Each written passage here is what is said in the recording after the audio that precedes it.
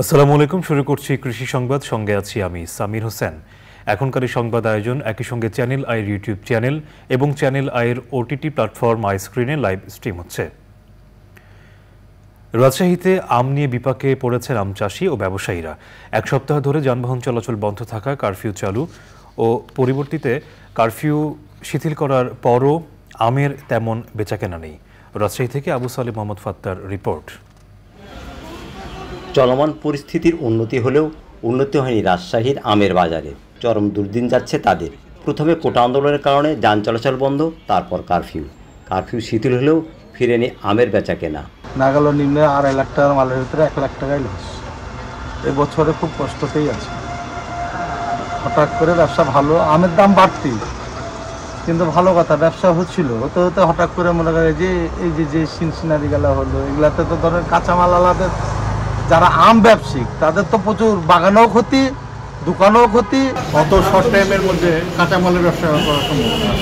আর কাঁচামালের ব্যবসা তো টাইম মতো আমাদের ক্ষেত্রে মানে ওই টাইমের মধ্যে বন্ধ করতে হয়, যে আমাদের অনেক ক্ষতি হয়েছে। বর্তমানে বাজারে ও গাছে আম্রপালি, বাড়িফোর, ফজলি সহ বিভিন্ন ধরনের আম রয়েছে। আমের ফলন কম হলেও ফজলি ও আশিন আম ছাড়া অনেক বাগানে আম্রপালি ও বাড়িফোর আম পেকে ঝরে যাচ্ছে। রাজশাহী মহানগরীর Sahebbazar, Dhaka bus stand, Salbagan, Lakshmipur, court station বাজার সহ বিভিন্ন স্থানে আমের আড়ত ও ফলের দোকানে আমের মজুদ থাকলেও তেমন বেচা কেনা নেই। কারফিউর কারণে আম পচে নষ্ট হয়ে কম দামে বিক্রি করতে হয়, অনেক লস হয়েছে।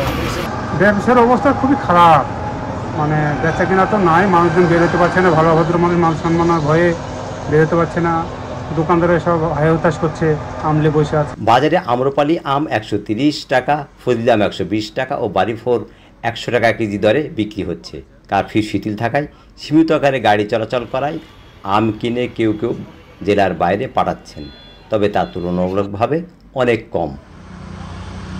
Abu Saleh Fatta, channel I, Rajshahi. সাভার উপজেলা প্রাণী সম্পদ দপ্তর ও ভেটেরিনারি হাসপাতালে যারা হামলা করেছে তাদের বিরুদ্ধে সরকার কঠোর ব্যবস্থা নেবে বলে জানিয়েছেন মৎস্য ও প্রাণী সম্পদ মন্ত্রী আব্দুর রহমান। সাভার বাজার বাসস্ট্যান্ডে আন্দোলনকারীদের হামলায় ক্ষতিগ্রস্ত উপজেলা প্রাণী সম্পদ দপ্তর ও ভেটেরিনারি হাসপাতালে পরিদর্শন শেষে সাংবাদিকদের সাথে আলাপকালে তিনি বলেন, হামলায় কর্মকর্তারা আহত থাকায় ব্যাহত হয়েছে মৎস্য ও পোলট্রি খাতে চিকিৎসা সেবা। এ সময় মৎস্য ও প্রাণী সম্পদ মন্ত্রণালয়ের সচিব সাইদ মাহমুদ বেলাল হায়দার, প্রাণী সম্পদ অধিদপ্তরের মহাপরিচালক ডাক্তার মোহাম্মদ রেয়াজুল হক সহ অন্যরা উপস্থিত ছিলেন।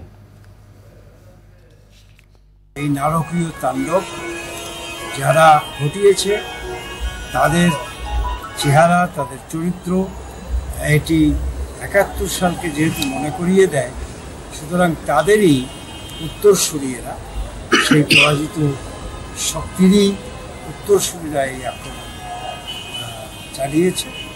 সুতরাং তাদের বিরুদ্ধে এই দেশের মুক্তিকামী, স্বাধীনতাকামী জনগণকে রুখে দাঁড়াতে হবে এবং তাদের বিরুদ্ধে ঐক্যবদ্ধভাবে আমাদের মোকাবেলা করতে হবে। এই ছিল কৃষি সংবাদ। সাথে থাকার জন্য ধন্যবাদ সবাইকে।